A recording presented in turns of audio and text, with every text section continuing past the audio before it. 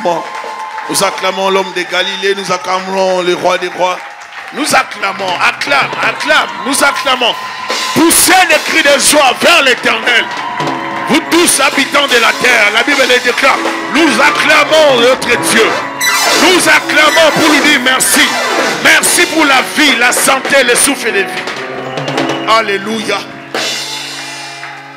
Oh toi qui écoutes la prière, nous voici dans ta présence. Amen. Est-ce que vous êtes dans la joie? Reprends ta place. Salue la personne qui est à gauche, à droite. On se salue avec vie, avec joie. On ne s'intimide pas. Communique la joie à la personne qui est à côté de toi. On se salue, s'il vous plaît, dans la paix, dans la joie, dans l'amour du Seigneur, dans la fraternité. Il n'y a pas de souci. On se fait du bien dans la présence du Seigneur. Dieu est bon.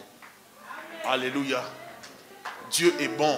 Nous sommes vivants. Nous devons dire merci à Jésus. Ce n'est pas un péché de danser pour Dieu. Ce n'est pas un péché, c'est une grâce. C'est une faveur. Si je dois parler de la servante de Dieu qui est morte, on ne se rend pas compte qu'on aime une personne. Et puis par après, vous allez vous rendre compte que vous aimiez la personne. Mais alors que la personne était vivante, vous n'avez rien fait pour la personne. Et nous sommes en vie, Dieu nous a fait grâce. Nous qui sommes restés, elle est partie. Et d'autres aussi sont partis. Nous sommes en vie. Nous devons apprendre à danser pour Dieu. À chanter pour Dieu. On n'a même pas besoin de frimer parce que tout ce que nous avons c'est Christ, c'est Dieu qui nous donne. Alléluia, tout vient de Dieu. Notre vie dépend de Dieu totalement. Le souffle de vie, la force, l'intelligence, nos capacités intellectuelles et autres découlent de Dieu. Tout vient de Dieu. Tout vient de Dieu. Et même ce que nous donnons à Dieu vient de Dieu, déclare la parole. Donc tout vient de l'Éternel. Nous ne dépendons que de lui. Alors lorsqu'il faut danser pour Dieu, prends ta couronne plutôt. C'était déjà prêché ici. Nous prenons nos couronnes, nous jetons nos couronnes. Et moi, je suis déjà délivré de ça. Et toi, tout le monde, sois délivré parce que je suis délivré de ça. Il faut accepter sa délivrance. Donc si Dieu te délivre de quelque chose, accepte que tu peux commencer à danser. Danse. Vous pensez que c'est facile, hein? C'est pas facile. Dieu m'a délivré. Alors je bénis le Seigneur pour la délivrance et qui m'a accordé d'avoir maintenant le courage de danser. Donc, amen. Parce qu'il y a toujours un début. Il faut glorifier Dieu. Donc il ne faut pas croire que j'ai dansé. Je savais danser, oui, mais dans les mondes. Mais après, dans les Seigneurs, je ne savais pas danser. Parce que j'ai trouvé plate la chrétienté, le milieu chrétien, mais j'ai trouvé ça plate. Maintenant, avec d'autres stratégies, on s'adapte quand même. On crée des danses. Amen. Donc lorsqu'on dit l'école Fungama, donc le ciel s'ouvre, on fait ça. Donc on s'adapte. Il ne faut pas compliquer les choses. C'est ça la danse. Tu essaies de rythmer. Et essaye seulement de rythmer ça. Rythmer ça. Essaye seulement de rythmer ça et puis tu l'auras. Je suis béni. On a tout le temps des danses. Hier, je parlais aux bien-aimés, aux ouvriers que j'ai même créé une danse moi-même. Ça c'est pour un cantique en français. Oui, c'est ça. Je sais qui je suis. Je sais qui je suis. Donc tellement j'adorais avec ça, je chantais ça et puis je dis, ça, dès qu'on va chanter ça, ma danse va sortir. Non, je vous assure, je suis déterminé à danser pour Dieu. Amen. Nous sommes dans la joie ce matin d'adorer Dieu, d'acclamer Dieu, de louer Dieu, de célébrer Jésus-Christ. Il est merveilleux. Il nous a fait beaucoup de bien. Il est merveilleux. Il nous aime. Il nous fait du bien. Alléluia. J'aime Jésus. Je bénis son Saint-Nom ce jour. Merci Seigneur pour ta grâce. Nous avons besoin de toi. Viens nous laver par ton sang. Viens nous purifier de toute iniquité. Enlève tout péché dans nos corps, dans nos vies. Enlève Seigneur tout ce qui ne te glorifie pas. Nous voulons participer à ta table dans la crainte de ton Saint-Nom. Nous savons que tu es saint. Et nous ne voulons pas t'approcher dans le péché. Agrée la prière. Mon péché, il m'a délivré. Humilié à la croix pour moi. Merci Seigneur pour ta grâce dans nos vies. Merci pour ta bonté dans nos vies. Nous voulons Jésus-Christ que tu nous couvres par ta miséricorde. Viens bénir Seigneur ce moment de la parole. Parle à ton peuple. Viens édifier ma soeur, mon frère. Viens nous accorder ta grâce, ta faveur, ta bonté, ta miséricorde. Nous voulons, Seigneur, te voir parmi nous, œuvrer, travailler, nous amener au-delà de ce que nous pensons. Éclate ta puissance dans nos vies, éclate ta gloire parmi nous. Manifeste-toi au nom de Jésus-Christ. Nous voulons, Seigneur, une fois de plus que tu nous parles, que tu déposes dans nos cœurs cette parole qui va nous faire du bien. Bénis ces instants au nom de Jésus-Christ. Amen. Que Dieu vous bénisse abondamment. Nous allons écouter la parole du Seigneur. Amen. Est-ce que vous êtes dans la joie? Amen. C'était annoncé que chaque dimanche du mois de janvier, on allait avoir des moments de célébration pour la gloire du Seigneur. Amen. Nous devons danser, chanter pour Jésus-Christ. Ce qui est une bénédiction, une grâce, une faveur, ce n'est pas un péché. Amen. J'aimerais vraiment que vous puissiez vous sentir à l'aise, même si vous êtes bien habillés, dansons pour le Seigneur. Cela n'enlève rien. Au contraire, ça nous rapproche plus de Jésus-Christ. Et Dieu peut opérer même une guérison, une délivrance, une bénédiction, juste parce que vous dansez. David l'a fait. Vous avez vu ce que Dieu a fait dans sa vie. Vous voyez, donc, il faut danser pour Dieu. Il ne faut pas se gêner. Il ne faut pas... Au séjour des morts, il n'y a pas ces activités. C'est parmi les vivants qu'il y a les activités comme la danse, la célébration, la louange, l'adoration. C'est parmi les vivants. Amen. Donc, je suis dans la joie d'être parmi vous, d'être en vie, de parler, d'être en mouvement. Donc c'est une grâce, ce n'est pas parce que je le mérite. Donc je bénis le Seigneur pour ça. Et j'aimerais vraiment que nous puissions prendre conscience de cela. Amen. Nous sommes en train de parler sur la réflexion des morts. Nous avons introduit la fois passée. Je vais reprendre le même livre dans Luc chapitre 16, verset 19.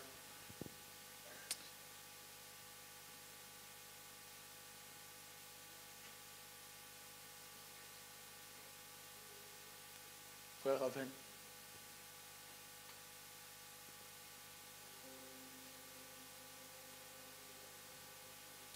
Il y avait un homme riche qui était vêtu de pourpre et de fin lin et qui chaque jour menait joyeuse et brillante vie. Un pauvre nommé Lazare était couché à sa porte, couvert d'ulcères et désireux de se rassasier des miettes qui tombaient de la table du riche. Et même les chiens venaient encore lécher ses ulcères. Le pauvre mourut et il fut porté par les anges dans le sein d'Abraham. Le riche mourut aussi, il fut enseveli dans les séjours des morts. Il leva les yeux et, tandis qu'il était en proie au tourment, il vit de loin Abraham et Lazare dans son sein. Il s'écria: Père Abraham, aie pitié de moi, et envoie Lazare pour qu'il trempe le bout de son doigt dans l'eau et me rafraîchisse la langue. Or je souffre cruellement dans cette flamme. Abraham répondit: Mon enfant, souviens-toi que tu as reçu tes biens pendant ta vie et que Lazare a eu les maux pendant la sienne. Maintenant, il est ici consolé et toi, tu souffres. D'ailleurs, il y a entre nous et vous un grand abîme, afin que ceux qui voudraient passer d'ici vers vous ou de là vers nous ne puissent le faire. Le riche dit: Je te prie donc, Père Abraham, d'envoyer Lazare dans la maison de mon père, car j'ai 5 frères. C'est pour qu'il leur atteste ces choses, afin qu'ils ne viennent pas aussi dans ces lieux des tourments. Abraham répondit: Ils ont Moïse et les prophètes qui les écoutent. Et il dit: Non, Père Abraham, mais si quelqu'un des morts va vers eux, ils se repentiront. Et Abraham lui dit: S'ils n'écoutent pas Moïse et les prophètes, ils ne se laisseront pas persuader, même si quelqu'un de mort ressuscité. Alléluia. Et ça, c'est la conversation qu'il y a eu dans l'au-delà. La plupart du temps, lorsqu'on parle des enseignements qui touchent les paraboles, dans les paraboles, il n'y a vraiment pas de nom. On ne donne pas de nom dans les paraboles. Spécialement dans cette parabole, Jésus-Christ a donné un nom. Et il donne le nom de Lazare. Et un nom qui nous interpelle, un nom qui vient de Léazar, un nom qui veut dire Dieu aide, donc Dieu l'aide. Donc maintenant, un nom qui nous renvoie dans la pensée de l'aide de Dieu. Et il donne ce nom ici, pas pour rien, c'est intentionnel. Il est en train de passer un message.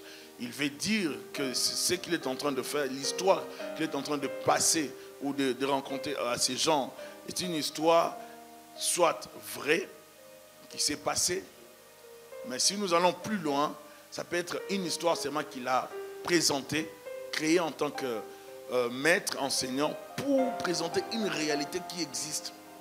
Amen. Prenez les deux introductions parce que c'est comme ça que c'est conçu et c'est interprété par la plupart des théologiens. En observant des vieux châteaux en France comme ailleurs, nous pouvons comprendre qu'il y avait des gens riches qui les habitaient. Si vous avez déjà été en France, vous connaîtrez sûrement le château de Versailles. Plusieurs visitent la plupart du temps les châteaux de Versailles ou les châteaux de Fontainebleau. Donc ce sont des châteaux que les gens visitent pour juste voir ce que ces gens-là ont vécu, dans quelle opulence, dans quelle richesse, dans quelle gloire. Mais en visitant les châteaux, vous allez vous rendre compte que ces gens ont vécu vraiment dans la gloire. Mais ils ont tout laissé. J'étais un jour dans le château de Fontainebleau, je visitais et j'ai vu des choses, je me suis dit, waouh, il y a vraiment des gens qui ont vécu sur la terre. Et si tu regardes ces châteaux, tu seras estomaqué de voir les luxes.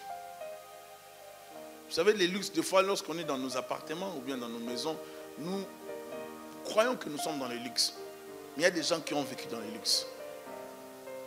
Quand vous citez les noms comme des Louis XIV, non, laisse tomber.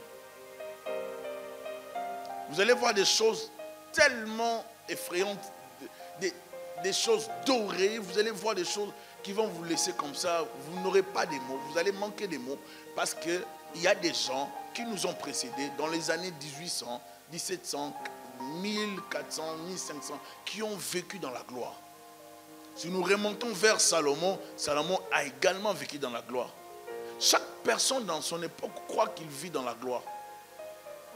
Mais la finalité de ça est que l'homme a des limites. Il y a une certaine finitude dans l'homme. L'homme est mortel. L'homme ne peut pas vivre éternellement sur la terre. Et nous ne pouvons pas ignorer ça. Et nous ne devons pas ignorer ça. Nous devons être conséquents par rapport à ça. Vous pouvez être beau, belle, toujours bien vous arranger, vous embellir très bien. Mais un jour, la mort peut arriver. Je regardais avec ma femme, il y a une femme qui s'est réveillée un jour, juste le matin, elle a vu son visage déformé. Elle sentait le picotement et puis c'était l'AVC. Elle était jolie. Mais juste quelques instants, ça a changé. Et lorsqu'elle parlait, le visage était déformé. La vie est surprenante. La vie n'est pas vraiment la plupart du temps ce que nous pensons d'elle. C'est Dieu qui régente toutes choses. C'est Dieu qui contrôle. Et nous, en tant qu'humains, nous devons croire en ces dieux-là. Nous ne devons pas prendre Dieu comme un garçon de course qu'on utilise lorsqu'on a besoin de lui. On ne doit pas prendre Dieu comme notre domestique. Dieu n'est pas notre travailleur. Dieu est notre maître. Et nous devons être conscients de ça. Raison pour laquelle lorsqu'on entre dans sa présence, ces choses, on devient humble et simple. Parce que tout ce que nous sommes, c'est Dieu. J'ai regardé l'autre fois les informations sur Internet, j'ai vu, il y a un monsieur qu'on appelait Maître Kamanda. Kamanda, un homme très intelligent. Mais je viens de me rendre compte qu'il est mort. J'ai dit, waouh, il est mort. Donc, en fait, pendant tout ce temps que nous, on a vécu dans notre jeunesse, on connaissait ces gens-là. J'ai grandi avec ces noms-là. Nous avons grandi avec ça. Pour ceux-là qui ont travaillé dans le pays ou grandi dans l'Afrique du Congo, ils connaissent ces messieurs. C'était des gens très intelligents. Une personne qui avait de l'intelligence. Je crois un juriste comme ça. Ce sont eux qui dirigeaient les pays. Mais avec beaucoup de pratiques de ténèbres. Malgré la richesse et l'argent, ils finissent par mourir.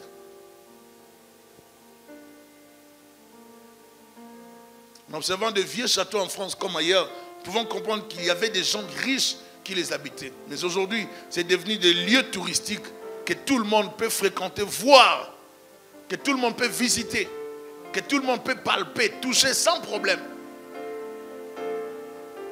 Juste en donnant un petit montant, vous avez accès au château.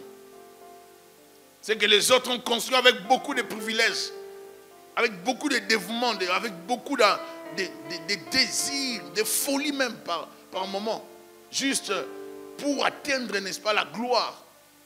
Ils finissent par partir et ça devient des lieux touristiques. Vous voyez la vie un peu? Tu te donnes la peine pour avoir des choses. Mais après ta mort, la vie continue. Et on change de lieu, ça devient un lieu touristique. Parce que tout le monde n'a pas ta pensée. Ça devient des lieux de visite. Et les gens peuvent venir palper, toucher ces choses. Malgré la gloire de Louis XIV, de Napoléon Bonaparte, de Salomon, de Mobutu, de François Mitterrand, de Mohamed Kadhafi, d'Hassan II. Malgré la gloire d'Omar Bongo, pour ceux-là qui connaissent, ou de Bill Clinton, malgré la gloire, n'est-ce pas, de Reagan, malgré la gloire de George Bush, malgré même la gloire actuelle d'Obama, et tous finiront par partir. Alléluia. Les uns ont connu une mort douce et les autres une mort très atroce. Il y a des gens qui vivent dans la gloire mais qui finissent mal ces jours de gloire. Ta joie d'aujourd'hui ne te garantit pas une bonne fin. Mais si tu as Christ, tu as la garantie. Alléluia. Et malgré toutes ces choses, ou malgré cette réalité bouleversante, plusieurs n'ont toujours pas compris la finitude de l'homme. L'humain est mortel, peu importe ses biens dans ce monde. L'humain est mortel. Tu finiras par mourir. Beau, belle, jeune, vieux, tu mourras. Que tu l'acceptes ou pas, c'est ça la vérité. Et dès qu'on vit sur la terre, on doit se préparer. Je vois quelqu'un qui s'est dit, mais ça c'est encore quel message? Il fallait pas. Ce matin j'ai besoin d'entendre que Jésus m'aime. Il t'aime, c'est ça le message. En fait, ces messages que je te parle, c'est ça même l'amour de Dieu. L'amour de Dieu se démontre en ce qu'il te dit ces choses pour que tu ne te retrouves pas en enfer. Alléluia. La police est confrontée,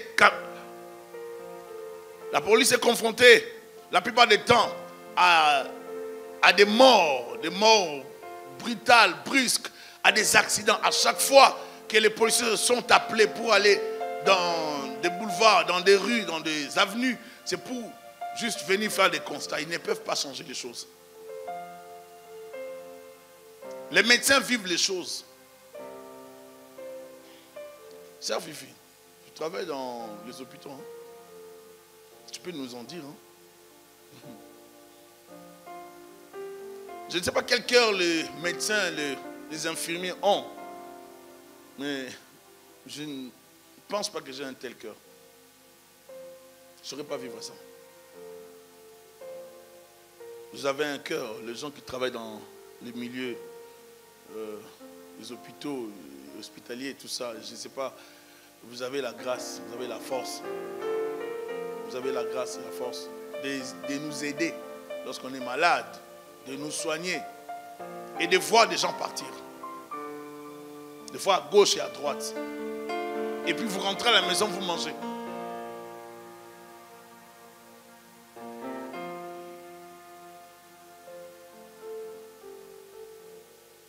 La police voit toujours le caractère mortel de l'être humain chaque fois qu'elle est appelée pour un accident fatal.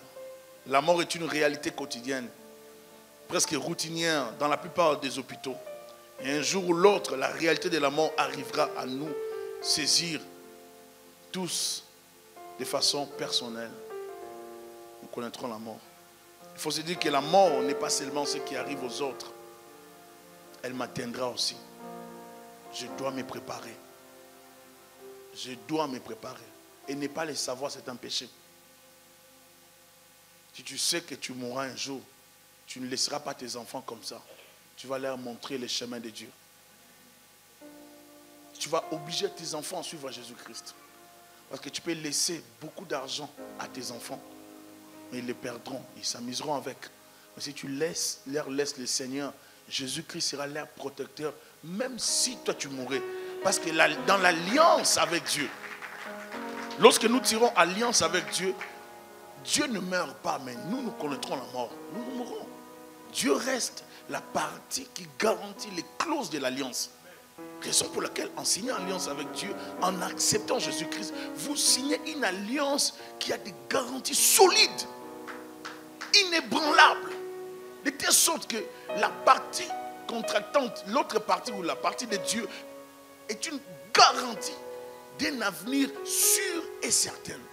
De telle sorte que vous ne pouvez pas paniquer parce que Dieu est la garantie pour vos enfants. Il te dit, David, tu peux partir maintenant. Comme tu as signé alliance avec moi dans 2 Samuel 7, sur ton trône, il y aura toujours quelqu'un.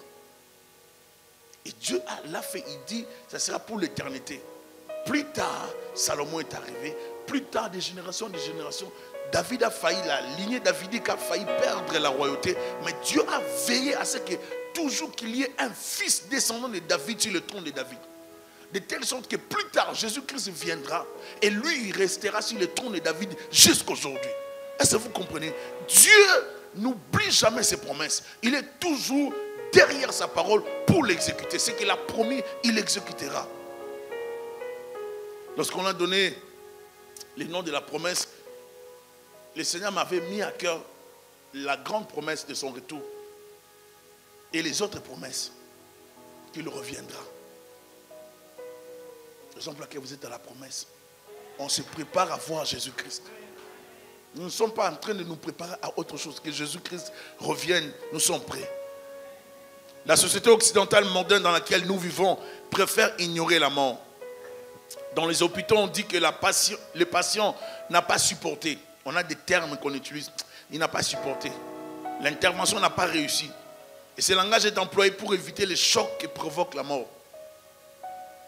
Sur nos tombes, on écrit RIP, rest in peace. Je crois que c'est ça, non? Je sais un peu de... Repose en paix. Rest in peace, c'est ça, non? Donc maintenant, ce sont les vivants qui déclarent que les morts se reposent en paix. Tu ne peux pas avoir la paix par la déclaration des RIP. RIP ne garantit pas la paix. Je ne sais pas, quelqu'un n'a pas compris. Je vous rappelle aujourd'hui que RIP ne te garantit pas la paix. Même si on a écrit un grand RIP sur la tombe de ton père et de ta mère, ça ne garantit pas la paix. Pour avoir la paix dans le séjour des morts, tu dois travailler pour ta paix pendant que tu vis. Travaille pour la paix dans l'au-delà. RIP ne garantit rien. Ce sont des rêves. Ce sont bien-aimés. RIP ne donne pas la garantie dans l'au-delà. Ce sont des choses que les hommes écrivent pour, n'est-ce pas, essayer de calmer les gens. Plusieurs parmi nous, les Occidentaux, avons des assurances vie pour notre enterrement et l'avenir de nos familles.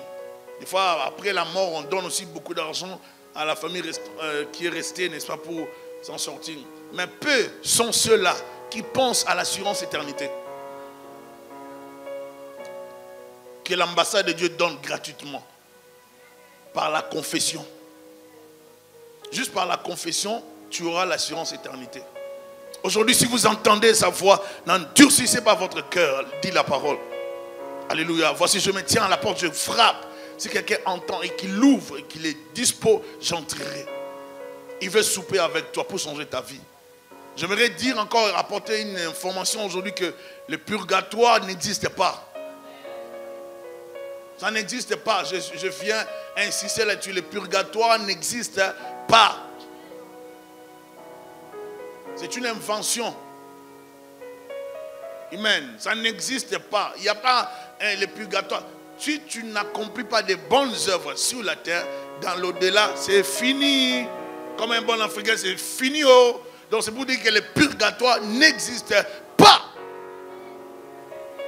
Il faut comprendre ça. Alléluia. Il ne faut pas dire, non, on va appeler le prêtre, il viendra prier. Il fera des prières, mais je te donne la garantie. Dans ta Bible que tu as là, il n'y a pas de purgatoire. Tu n'accomplis pas de bonnes œuvres sur la terre, tu iras en enfer. Que tu le souhaites ou pas, tu vas tirer tout. Parce que les anges vont t'obliger à y aller. Les hommes aimeraient entendre un langage qui les rassure que la mort n'existe pas et que le monde ne sera jamais détruit. C'est ce que les hommes cherchent. Je suis désolé. La vérité est que les deux réalités finiront par arriver. Peu importe ce que les hommes auront fait comme investissement sur la terre. Tu as construit des maisons, tu as bâti des choses. Peu importe tes inventions, tes créations, des choses que tu as conçues dans le monde, la mort arrivera et le monde ici sera détruit. Tout cela arrivera. Nous avons été créés pour la vie éternelle et nous en avons été privés à cause du péché qui nous détourne de Dieu. L'angoisse de la mort est une porte pour l'évangile. Et nous devons profiter de ça pour parler aux gens de Jésus-Christ qui revient. L'homme doit se hâter pour être en règle avec Dieu. Vous ne savez pas ce qui vous attend demain. Ne renvoyez pas à demain votre entrée au ciel. Ayez l'assurance du salut. Alléluia. Ayez l'assurance du ciel. Ayez l'assurance de l'éternité pour voir Jésus-Christ. Moi, je suis tellement curieux. J'aimerais le voir. Je ne vois pas pourquoi tu irais en enfer. Et le diable sera puni. En fait, Dieu est intéressant. Regardez.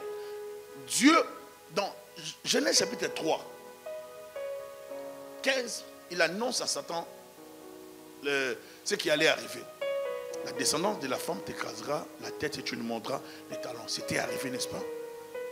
Vous allez dans l'Apocalypse et même dans les livres, les évangiles, n'est-ce pas? Même dans les synoptiques, vous allez voir, le Seigneur est en train de parler de ça. Il annonce déjà la fin des choses. Lorsque nous arrivons dans l'Apocalypse, on nous présente le Dieu glorieux. On nous dit comment le diable sera enchaîné, comment le diable sera puni en enfer qui a été préparé pour lui et pour ses anges. Donc Dieu annonce tout ce qui va arriver. Et parmi les annonces de Dieu, il y a plusieurs des choses qui se sont déjà accomplies. Celui qui est intelligent doit comprendre que Dieu avait annoncé telle chose, c'est arrivé, telle autre chose, c'est arrivé. Maintenant, je dois prendre la résolution pour me préparer, m'apprêter à voir Jésus. Il y a plusieurs accomplissements. Mon frère, ne te dirige pas en enfer. N'y va pas en enfer. Comme quelqu'un disait, en enfer, on aura un certain monsieur qu'on appelait Luambo Makadi, du Congo, OK Jazz. C'est un bon joueur de guitare solo, hein? C'est ça, de guitare solo. Il jouait terriblement. Lorsqu'il jouait, il pouvait faire ça comme ça. Tout le monde connaissait ce monsieur-là. Il jouait. Je voyais mon père comment est-ce qu'il aimait les messieurs. Parce que je grandis avec ces chansons. Mon père sentait ça tout le temps, dans la voiture à la maison, OK Jazz. De telle sorte que j'ai connu des chansons d'Ok Jazz naturellement. Je n'ai pas forcé, j'ai connu ça naturellement parce que je ne peux pas oublier quand mon père des fois chantait lorsque j'étais petit avec moi, il dansait avec OK Jazz. Donc ça, je me rappelle toujours de ça. Ceux qui dansaient avec moi avec des cantiques d'Ok Jazz. Donc c'était rentré dans ma tête. Après, j'ai vu l'homme finir, fondre et mourir. Luambo Makadi. Il est beau, il chante, il fait des choses comme ça. Tout ce qu'il fait, il peut faire bouger la tête comme ça. Il secoue la tête, il fait comme il fait. Il fait des gestes. Tout ce qu'il peut faire là. Je suis réaliste. Je ne suis pas hypocrite. Je suis en train de te parler des choses de Dieu. Il va faire comme il fait là, il fait comme ça. Tout le monde lui dit, oh Michael Jackson, waouh, super. Et les filles, les femmes sont derrière Michael. Oh, même les femmes, des fois fiancées avec son fiancé. Oh, il est beau. Tout le monde pouvait dire ça, mais finalement, Michael est parti. Michael n'est plus là. Nous ne voyons plus Michael Jackson. Et ce qui est étonnant et choquant, c'est que le jour de sa mort, j'ai vu l'ambulance qui a amené Michael Jackson. C'était pas l'ambulance. C'était juste une des ambulances qu'on utilisait qui amenait les gens tous les jours. Est-ce que vous êtes avec moi? Et avec le même travailleur qui voyait le corps de Michael devant eux et qui commençait à traiter le corps de Michael. Les mêmes appareils là pour essayer de réveiller la personne. Vous voyez la vanité, hein? Tout est vanité. Tout est vanité. Il se retrouve là, on prend les corps, on prend maintenant les corps. On commence à jouer avec les corps. Reconnais Dieu pendant que tu es vivant. Prends le temps de placer Dieu à sa place. En enfer, il n'y aura pas la musique de Michael Jackson. Il est dans la punition. Il se préoccupe de sa vie. Il pleure pour ses péchés. Et tu penses qu'il va t'occuper? Il peut même te donner un coup. Je ne pense pas qu'il aura le temps de chanter pour toi, ni de danser pour toi. Parce que le feu sera tellement brûlant qu'il n'aura pas. Et ce qui est pire avec ça, c'est que ce feu ne s'éteindra pas. Ça brûle. Les fausses croyances, la richesse a un grand mensonge qui conduit plusieurs personnes à des actes de folie, pensant que le monde tourne autour de leur vie. Le monde ne tourne pas autour de toi. Réveille-toi. La richesse de ce monde ne peut pas remplacer Dieu et son Église. L'Église peut être pauvre financièrement, mais elle donnera des visas aux gens pour le ciel. Et j'aimerais vous garantir que les visas de l'Église vous conduiront droit au ciel. Vous verrez Jésus-Christ face à face. Oh, j'aime ces jours-là. Je me prépare pour le rencontrer. Et ces jours-là, les jours que je le verrai, je ne sais pas, on dit les pans de sa robe se répand dans le palais royal. On le voit glorieux. On ne sait pas accéder à sa gloire, mais on le voit. Je ne sais pas comment on va parler, mais j'aimerais lui poser des questions. Et je suis content de voir dans cette histoire que Lazare était avec Abraham. Ça veut dire que Dieu n'est pas contre la richesse, parce qu'Abraham était l'un des hommes les plus riches du monde. Un des hommes les plus riches du monde, mais Dieu a démontré. Ici, on a un contraste entre un riche qui ne connaissait pas Dieu et un autre riche qui connaissait Dieu. Oh, j'aime ces riches, Abraham. Bien aimé, sois riche pour Jésus-Christ. Parce qu'un jour, moi et toi, nous serons au ciel. Nous serons face à face. Nous serons dans la gloire, dans la joie éternelle. Nous passerons l'éternité avec Dieu. Jésus-Christ, prépare-toi pour le voir un jour. Un jour arrivera où tout le monde passera. Où tout le monde, nous quitterons la terre. Nous abandonnerons nos biens. Nous laisserons nos enfants. Et nous nous retrouverons devant le roi des rois. Prépare-toi à la rencontre de l'époux. Prépare-toi à rencontrer l'homme de Galilée. Jésus-Christ revient bientôt. La richesse, l'argent ne te donnera pas l'accès au ciel. Il n'y a aucune sécurité dans notre argent. La richesse n'est pas une sécurité spirituelle, mais une possibilité de bien vivre sur la terre. Dieu ne nous bénit pas pour nous-mêmes. Si Dieu te bénit, c'est pour les autres. Et le message de ce texte, c'est pour dire que Dieu avait béni cet homme. Et si cet homme était béni, ce n'était pas pour lui seul. Tu ne peux pas. J'insiste. N'ayons pas un mauvais cœur. Tu vois quelqu'un qui souffre. Toi, tu ne l'aides pas. Tu es une mauvaise personne. Même si tu chantes comment. Même si tu danses comment. Même si tu prêches comment. Même si tu parles en langue. Tu es une mauvaise personne. Tu as un mauvais cœur. Et tu ne verras pas la gloire de Dieu. Parce que pour Dieu, il faut toujours aider. Aider sans arrêt. Aider toujours, il faut toujours, toute ta vie aide. Je ne peux pas oublier, en Afrique, j'ai vu mon père aider les gens, les frères et sœurs de sa famille. J'ai vu mon père aider beaucoup de gens. Et des fois, il pouvait ne pas avoir l'argent, mais il prend le peu qu'il avait à la maison. Et des fois, je ne peux pas oublier un jour, quelqu'un lui a dit, tu dis que tu n'as pas l'argent avec une grande maison comme ça, il n'y a pas d'argent dans cette maison. Oh, mon père lui a dit, oh, donc toi, tu penses que l'argent, c'est dans la taille de la maison. Donc il y a l'argent comme la maison est grande. Parce qu'il savait qu'à chaque fois qu'il venait, papa faisait tout pour lui donner. Et des fois, il a donné à quelqu'un, la personne dit, oh, mais c'est peu. Papa dit, mais tu penses que j'ai quoi? J'ai rien. Je t'ai donné parce que moi, j'ai quelque chose que je vais vendre demain. Je vais vendre tel appareil pour avoir quelque chose. Parce que nous avons tous connu les pillages. Donc je te donne parce que toi tu n'en as pas. Et moi j'ai ces appareils qui sont chez moi à la maison qu'on va vendre pour avoir un peu d'argent. J'aimerais vous dire ceci. Vous devez apprendre à aider. Parce que les personnes que vous aidez aujourd'hui seront des portes de bénédiction demain pour vous et pour vos enfants. Les pauvres d'aujourd'hui ne resteront pas toujours pauvres. Ne tombons pas dans les illusions. Celui qui manque aujourd'hui ne sera pas toujours dans cette vie. On peut être pauvre aujourd'hui et demain on devient riche. Apprends à s'aimer dans la vie des gens qui sont autour de toi. Et un bon cœur. Il y a un deuil, tu arrives là. Prends, c'est combien les contributions? Donne. Passe. Ne réfléchis pas. C'est combien? Tu as déjà $1000 là. Mais ne donne pas $10. Ne donne pas $15. Tu as $1000 en poche. Ne donne pas. Ne sois pas radin. Ne cherche pas à savoir les gens ont donné combien pour que tu donnes le même montant. C'est bas. C'est bas, je vous assure. Jésus regardait les gens donner leurs offrandes. Jésus a vu une vieille femme venir avec tout ce qu'elle avait. Elle a donné avec son cœur. Jésus a dit, c'est elle qui a donné plus que tous les autres.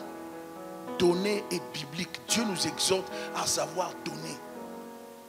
Tu regardes ton père, ta mère, tu ne sais pas leur donner. Alors que toi, tu as l'argent dans les comptes. Tu as beaucoup d'argent. Tu dors sur l'argent. Tu as tellement de projets d'argent. Tu te tapes des voyages. Mais ta propre famille souffre. Toi, chaque année, tu es en vacances. Malibu. Caraïbes. J'aime aller vers les Seychelles.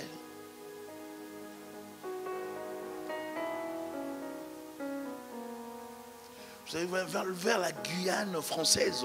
J'aime bien la Guyane. Tu risques de ne même pas retourner en Guyane là. Tu y vas et puis tu ne retournes pas. J'aime la Martinique, la Guadeloupe. Voyage. Mais et aussi un bon cœur. Toi, c'est toujours le plaisir. Toi, c'est toujours t'amuser. Vous savez, en Martinique, avec la plage, avec la chaleur, oh là là, c'est super là-bas. Tu arrives là, tu dépenses beaucoup d'argent. Mais quelqu'un de ta famille t'avait demandé juste $100. 100. Pas 200, j'ai dit 100. 100. Mais tu viens de dépenser $5,000. Et même plus. Juste pour t'amuser, pour que les gens te voient. Juste pour relaxer autour d'une piscine. En Bermuda. Juste pour relaxer. Dire que je suis en train de siroter, je suis en train de boire. C'est la vie. Tout peut arriver. Même en sirotant là. Tu peux partir. Le cœur là va te décevoir. Le cœur, le cœur peut nous décevoir. Le cœur déçoit les gens. Il y a des gens qui meurent qui disent, ah, mon cœur, pourquoi tu me fais? Il ne fallait pas. Mais le cœur va te décevoir. Tu pars. Tu ne contrôles pas le cœur. Sois prudent. Mets Jésus dans le cœur. Mets Jésus dans ton cœur. Donne à Jésus sa place. Là, tu auras la garantie du ciel. Alléluia. Des fausses croyances. Dans certaines églises, on préfère ne plus dire la vérité aux gens, de peur de le perdre. On préfère les amener à se contenter plus de la joie éphémère dans le monde. Le message est transformé pour dire dérouté. On n'est plus dans la voie du Seigneur. On donne d'autres messages pour plaire à l'auditoire. Et l'église n'est pas préparée à la rencontre de l'époux. Ma soeur, mon frère, nous avons la responsabilité de nous préparer. Ne pas parler de la mort, c'est un péché. Ne pas parler de l'au-delà, c'est aussi un péché. Nous devons en parler pour préparer l'église. Jésus reviendra. Il a fait la promesse, il reviendra. Il t'a promis, il reviendra. Il t'a donné le message, il reviendra te chercher. S'il t'a promis, sois sûr et certain qu'il ne ment jamais. Il ne ment jamais. En lui, il n'y a ni changement, ni ombre de variation. Notre Dieu ne change pas. Il ne varie pas selon les saisons. Il est fidèle à sa parole. Ce qu'il a déclaré, il l'exécutera. Soyons prudents avec Jésus-Christ. Plusieurs personnes disent que l'idée d'un enfer serait cruelle, méchante et injuste pour un Dieu si bon. Dieu est tellement bon. Et pourquoi pour quel intérêt Dieu ferait-il subir aux gens un châtiment éternel sans fin? Pour eux, Dieu ne peut pas faire ça. Mais j'aimerais te dire que c'est Dieu qui a créé ça pour punir. Matthieu 10, 23 à 31, je ne vais pas lire le tout, mais je vais lire une portion. Marc 10 plutôt, 23 à 31. Jésus, regardant autour de lui, dit à ses disciples qu'il sera difficile à ceux qui ont des richesses d'entrer dans le royaume de Dieu. Les disciples furent étonnés de ce que Jésus parlait ainsi. Et reprenant, il leur dit, mes enfants, qu'il est difficile à ceux qui se confient dans les richesses d'entrer dans le royaume de Dieu. Il est plus facile à un chameau de passer par le trou d'une aiguille qu'à un riche d'entrer dans le royaume de Dieu. Les disciples furent encore étonnés et ils se dirent les uns aux autres, et qui peut être sauvé? Si tu es attaché tellement à l'argent, overtime, overtime, overtime. Je n'ai pas le temps parce que j'ai des overtime. Les overtime là peut te bousiller la tête. Tu n'as pas le temps. Toi, c'est mal l'argent. Tu ne pries pas à la maison. Tu ne lis pas la Bible. Tu n'as aucune communion parfaite avec le Créateur. C'est seulement l'overtime, l'overtime, l'overtime. Ta négligence de la communion avec le Seigneur te rattrapera. Il faut faire attention. C'est dangereux de vivre comme ça. Nous, les chrétiens, nous ne vivons plus sans la relation avec Dieu. Nous avons une relation. Nous avons des obligations relationnelles avec le Seigneur. On ne peut plus vivre n'importe comment. Je ne peux pas vivre sans parler à Dieu. Je ne peux pas vivre sans lire les Écritures. Je vis par rapport à ça. Alléluia. Car l'amour de l'argent est une racine de tous les maux. Et quelques-uns, en étant possédés, se sont égarés. 1 Timothée 6,10. Loin de la foi, et se sont jetés eux-mêmes dans bien des tourments. On a besoin d'argent, mais il ne faut pas que l'argent devienne ton maître. Psaume 52, 7 dit, voilà l'homme qui ne prenait point Dieu pour protecteur, mais qui se confiait en ses grandes richesses et qui triomphait dans sa malice. Voilà ta fin. Il faut être prudent. Psaume 49, 6 dit, ils ont confiance en leurs biens et se glorifient de leur grande richesse. Proverbe 10, 15, la Bible dit, la fortune est pour les riches une ville forte. La ruine des misérables, c'est leur pauvreté. Les riches voient la fortune, sa richesse, comme une protection, comme une forteresse. Rien ne peut pénétrer. Mais je te garantis qu'il y a la mort qui arrive. Et que la mort entre dans toutes les maisons. J'ai vu des maisons en Afrique. En Afrique, il y a des maisons. Il y a des très belles maisons. Jean-Bel, il y avait un monsieur qui travaillait avec mon père ici au Canada. Puis il était venu haïtien, il est venu au Congo. Il était choqué de voir les maisons. Ah bon, c'est au Congo? Il regarde, il dit, ça c'est au Congo? Oui, c'est au Congo. Il y a des belles maisons. Mais les maisons là, ça reste sur la terre. Alléluia. La vision de Jésus-Christ par rapport à la richesse. Il y avait parmi les amis de Jésus des riches qui ont certainement été sauvés. D'autre part, le seul fait d'être pauvre n'a jamais été présenté comme une condition nécessaire et suffisante pour être sauvé. Tout le Nouveau Testament enseigne qu'on n'est sauvé que par la foi. La leçon de cette parabole tient déjà en partie dans les noms donnés au pauvre Lazare, c'est-à-dire Dieu aide. La foi, c'est attendre son aide et son salut. Cependant, bien des paroles de Jésus soulignent aussi la difficulté pour un riche d'entrer dans le royaume de Dieu, parce que les riches cherchent à s'attacher à l'argent, à la richesse, au bien de ce monde. La parabole précédente, cette histoire, avait pour leçon principale l'usage de la richesse. La richesse nous est donnée essentiellement comme un test de disposition de notre cœur. Dieu teste nos cœurs lorsqu'il nous donne la richesse. Les riches s'amusaient et laissaient Lazare croupir dans la misère devant sa porte. Les chiens avaient pitié de Lazare. Les chiens ont eu pitié de Lazare. Les chiens ont eu de la peine. Ils sont venus pour lécher l'épée de Lazare. Les chiens ont été quand même aimables. Ils ont laissé Lazare participer à ce qui tombait de la table. Et les gens ont permis à Lazare de manger avec eux. Mais l'homme riche n'a pas permis à son frère, à un humain, de se mettre à la table. Il ne l'a même pas aidé. Un animal qui accepte de collaborer de coopérer et de partager, mais un humain refuse. Leur moyen, façon de témoigner l'amour, c'était pour dire à cet homme, on vient juste lécher les plaies et prendre le pain qui tombe de la table. Quelle humiliation lorsqu'on est pauvre, lorsqu'on n'a pas l'argent. Quelle humiliation les gens vivent lorsqu'ils n'ont pas les moyens dans la vie. Des fois tu pars demander de l'aide auprès d'un membre de la famille. Il a l'argent, il a les possibilités pour t'aider. Des fois pour les études, pour un domaine donné. Mais tu reçois une réponse qui brise ton cœur et qui te marque toute la vie. Un jour, un jeune homme est allé voir une personne pour lui demander de l'aide par rapport à ses études. La personne pouvait vraiment le faire et la personne avait la possibilité. Mais la personne a sorti des phrases. Il y a certaines phrases qu'il ne faut pas sortir, surtout envers les enfants. Si on te demande aide.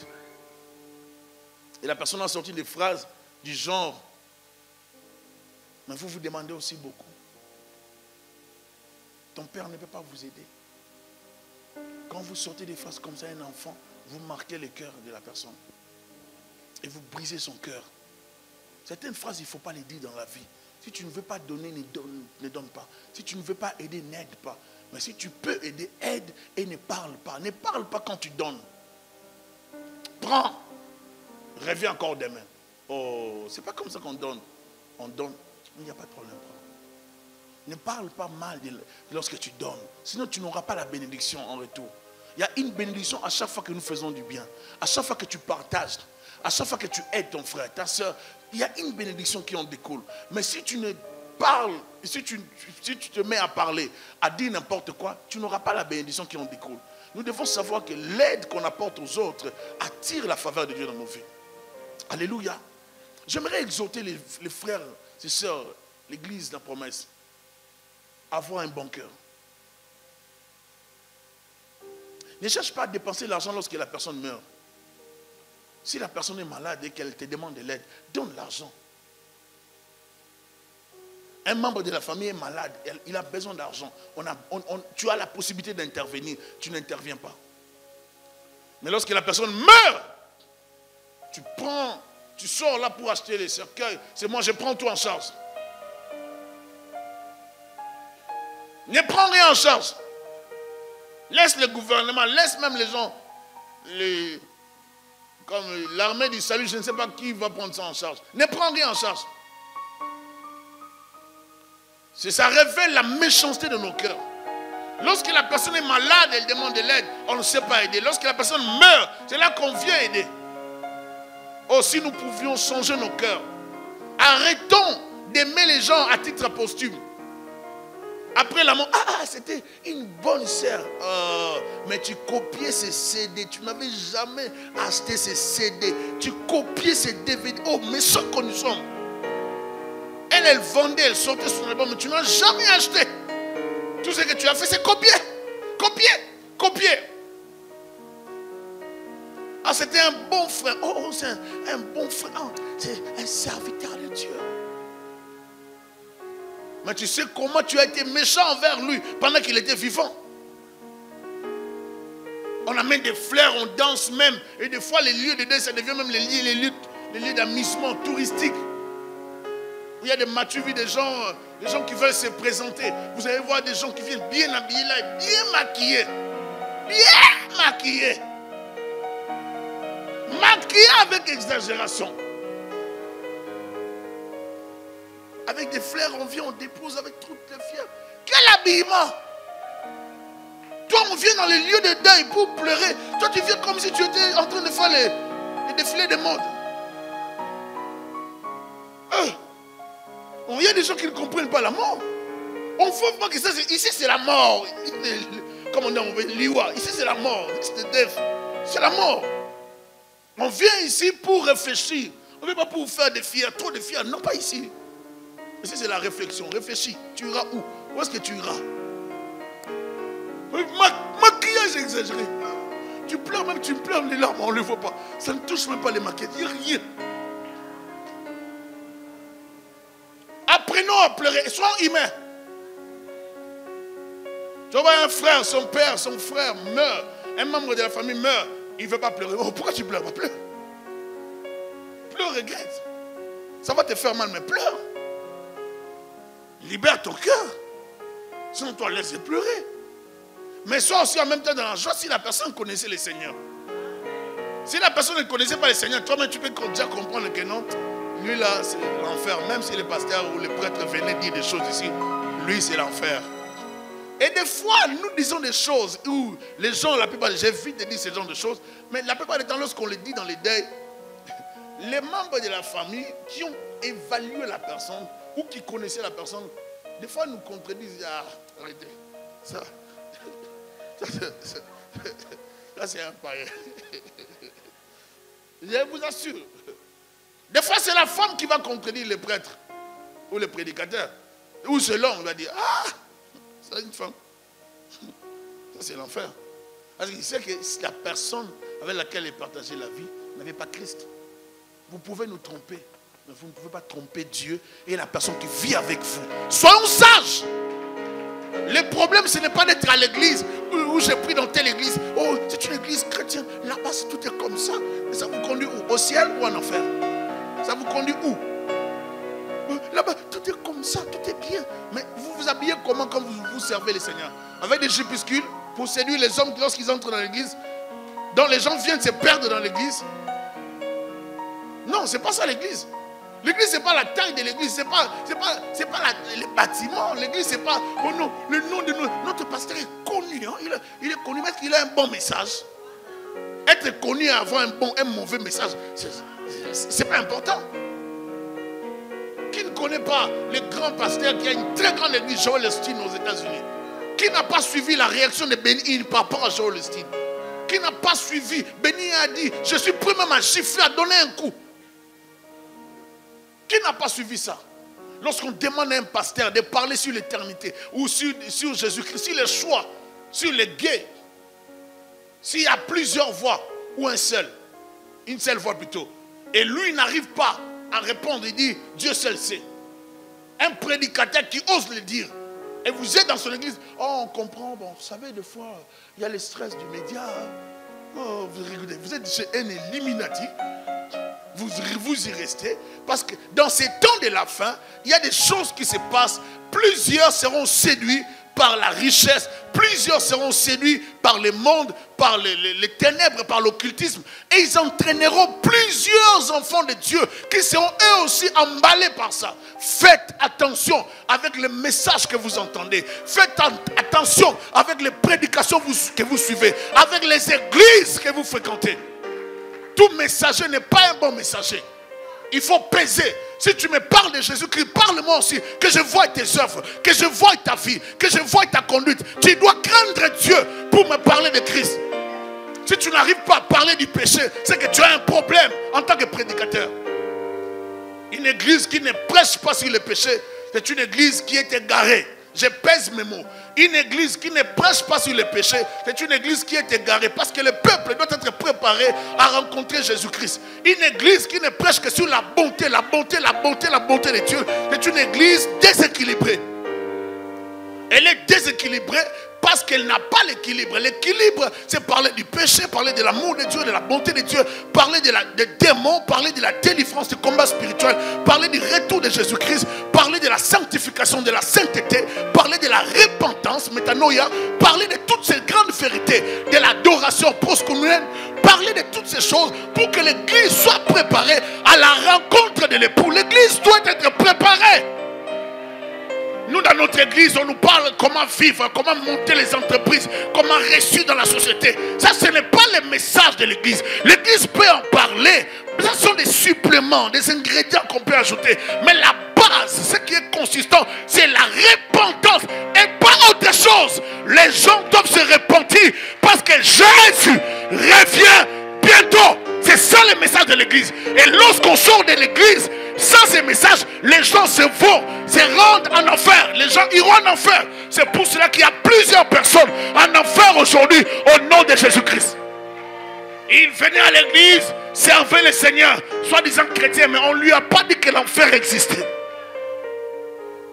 Il venait à l'église, soi-disant chrétien, on ne lui a pas dit que Jésus-Christ reviendra. Vous faites une année, on ne vous a jamais dit que Jésus va revenir. Pasteur, viens. Qu'est-ce qui ne va pas? Une année, combat sur combat. Combat, combat. Délivrance, délivrance, délivrance, délivrance. Démons, démons, démons, démons. Prière, prière, prière, prière, intercession, prière, prière, combat, prière, prière, prière, supplication, prière, adoration. Jésus reviendra. Il revient bientôt. Il faut toujours faire des ouvertures dans les prédications. Rappelez aux gens d'être toujours prêts. Soyez sobres, soyez prêts. Préparez-vous. Tu peux être dans la maison en train de boire, en train de manger, de prendre les chips. Tu regardes un bon film sur YouTube, je ne sais pas, l'adoration. Même en pleine adoration, Jésus va te surprendre. Il va dire, pouf, il te prend. Ils seront à deux. L'un sera pris, l'autre restera. Moi, je veux qu'on parte, nous deux.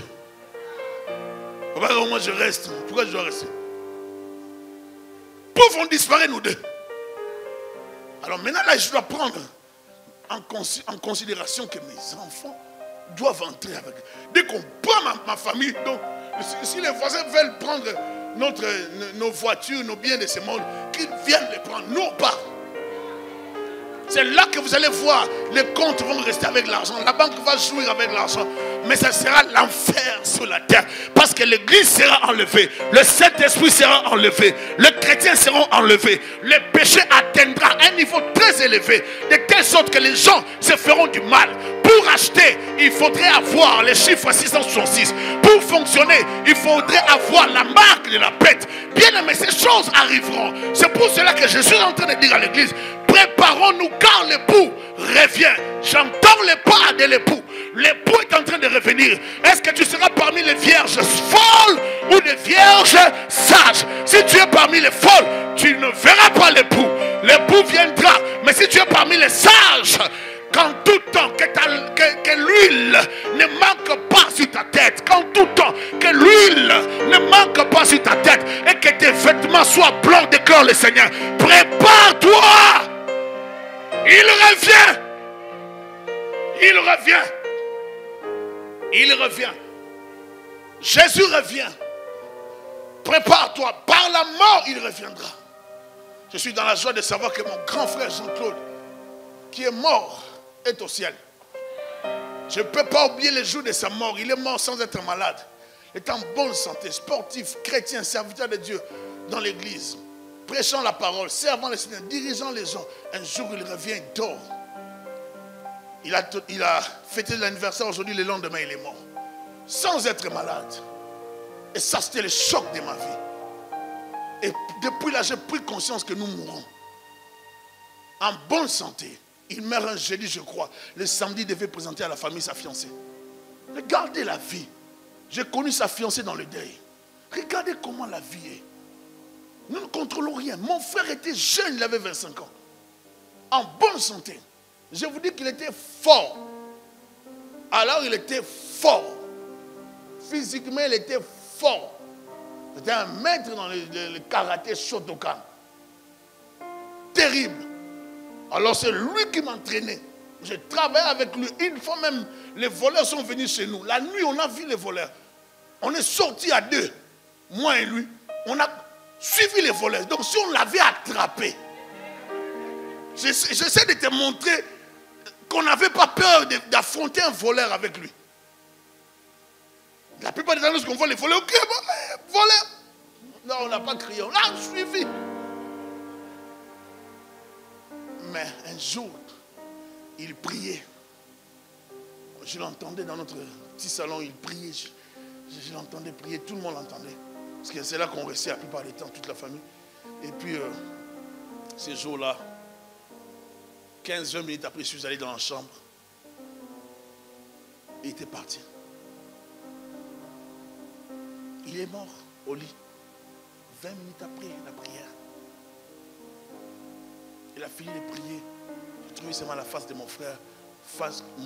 Face au lit comme ça. Contre le lit. Et puis, comme quelqu'un qui s'est étouffé. J'ai tourné mon frère. C'est comme il écumait. La salive sortait. J'ai pris mon frère, j'ai commencé à parler en langue. Je parlais, je priais Dieu. Je commençais à parler directement en langue, sans crier, sans appeler papa, maman. Je commençais à parler. Et dans la panique, mon frère Léon est venu, il a appelé les parents et puis il a paniqué. On l'a amené à l'hôpital. Et là, ils ont déclaré sa mort. La mort, je ne pensais pas que ça pouvait entrer dans ma famille. Ces jours-là, j'étais déboussolé, bouleversé. J'ai pleuré pendant plusieurs années. Et j'étais inconsolable de voir que mon frère, même père, même mère, mon frère était mort. J'ai vu les gens amener les deuils à la maison. J'ai vu le corps de mon frère. Je pensais qu'à un moment donné, il allait se réveiller.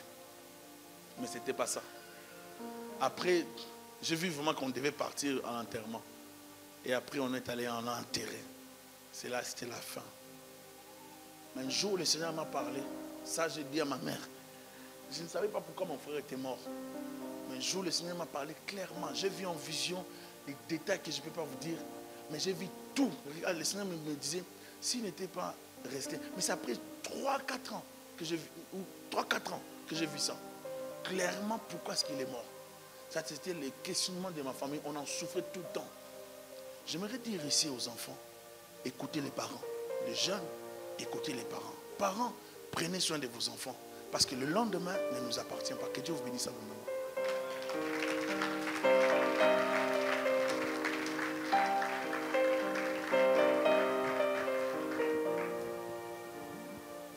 Nous allons prier.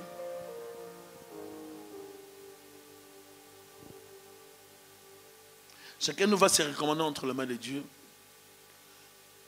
Prends la décision de suivre Jésus-Christ dans toute ta vie. Si tu sais que ta vie n'est pas correcte avec Dieu, lève-toi là où tu es. Ce n'est pas l'heure d'avoir honte. Ce n'est pas l'heure de dire que j'ai fait 20 ans dans l'église. Lève-toi spontanément devant le Seigneur et arrange avec le Seigneur Jésus-Christ. Ne cherche pas des complications. Sens-toi à l'aise d'arranger avec Jésus-Christ. Tu n'as pas la vie de prière. Tu n'arrives pas à bien prier. Tu n'arrives pas à lire la parole. Tu n'arrives pas à craindre le Seigneur. Tu veux abandonner le mal, mais tu n'arrives pas. Tu es accro au péché. Tu es accro à quelque chose qui te dérange. Lève-toi. Ne te gêne pas. Ne te gêne pas. N'aie pas honte du Seigneur. Nous avons nos yeux fermés. Alléluia.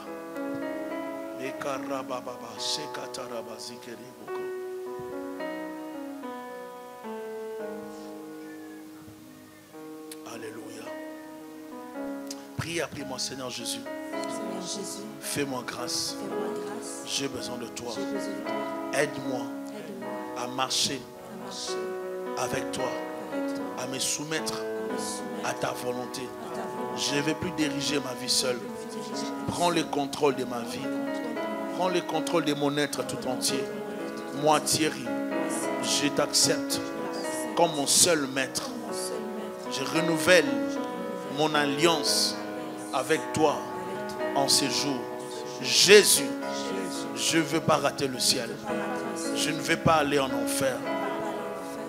Je vais vivre avec toi. Je vais vivre pour toi. Je vais te servir toute ma vie. Je vais te servir toute ma vie. Avec force, avec énergie, avec amour, avec détermination. Dirige-moi dans ta volonté. Cher Saint-Esprit, viens m'envahir par ta sainte présence. Prends le contrôle, prends le dessus. Dirige ma vie au nom de Jésus-Christ. Au nom de Jésus-Christ. Je demande à tout le monde de se lever.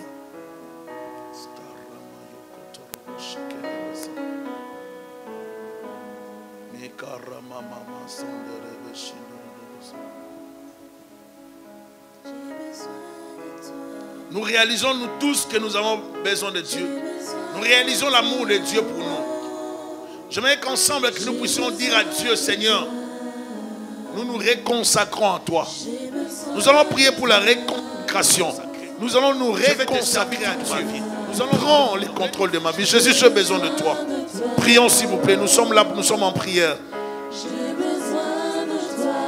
Je te redonne ma vie. Moi, Thierry, j'ai besoin de toi.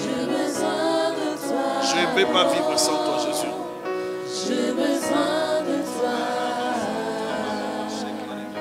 J'ai besoin de toi.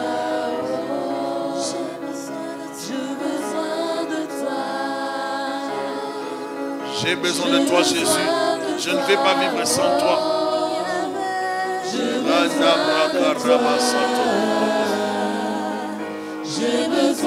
de toi. Jésus, nous avons besoin de toi, Jésus.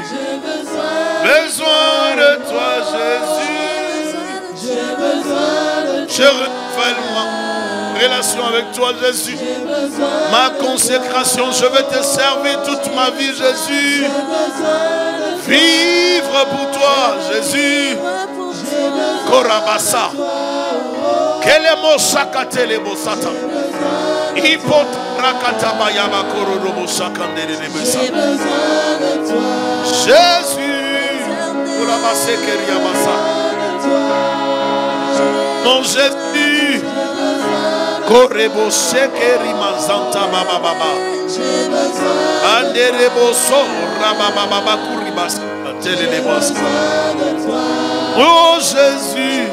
Alléluia. Alléluia, Jésus. Alléluia, Jésus. Surabababa. Oh Yahweh. Nous t'aimons, Jésus. Nous t'avons choisi comme notre Dieu. Nous sommes convaincus de ton amour pour nous. Tu as quitté le ciel pour nos vies. Tu nous as aimés le premier. Et nous te retournons notre amour. Nous t'aimons, Jésus. Sois béni, Père. Merci pour tout. Garde-nous sur ton chemin. Fortifie nos vies. Bénis ton peuple. Nous avons besoin de toi, Seigneur. Fais-nous du bien par ta présence. Déclare avec moi, Seigneur Jésus. Viens me fortifier. Remplis-moi de ta présence, de ta puissance. Apprends-moi à compter les jours. Donne-moi la sagesse, l'intelligence pour discerner, pour comprendre, pour prendre de bonnes décisions. Jésus, je t'aime et je te servirai toute ma vie. Merci pour la croix. Merci pour le salut que tu m'as donné. Nous acclamons celui qui nous donne la vie. Nous acclamons le roi des rois. Nous acclamons Jésus. Nous l'acclamons, il est digne de gloire, nous le bénissons. Il est merveilleux, il est glorieux. Il est Seigneur, il est Dieu, il est Dieu, il est Dieu.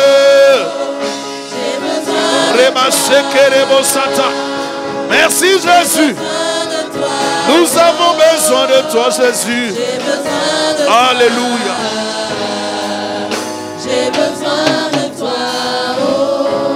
Merci Seigneur Jésus. Merci pour tout, Père. Que tout soit pour ta gloire. Au nom de Jésus-Christ. Amen. Que le Seigneur vous bénisse abondamment. Nous reprenons nos places.